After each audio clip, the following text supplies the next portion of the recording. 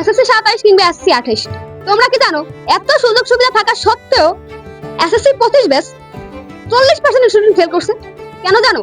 কারণ হচ্ছে দেখো আমাদের কিন্তু এখন অনেক সুযোগ, তাদেরও ছিল, অনেক অনলাইন প্ল্যাটফর্ম আছে, ঠিক আছে, তা সত্ত্বেও 40% ফেল আসছে। কেন আসছে যদি তোমাদের বিশ্লেষণ করে বলি আপু, অনেক অনলাইন প্ল্যাটফর্ম বেশিরভাগই তারা কি করে 14 ঘন্টার একটা লাইভ নিয়ে আসে।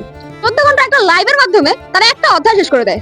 ভাই তুমি ঈশ্বরচন্দ্র বিদ্যাসাগর না, তুমি আজ মানুষ, ঠিক আছে, তোমার হচ্ছে সবকিছু ভুলে যাবা স্বাভাবিক, আর একদিনে সবকিছু শেষ করে এই টেন্ডেন্সি মাথায় রাখা যাবে না।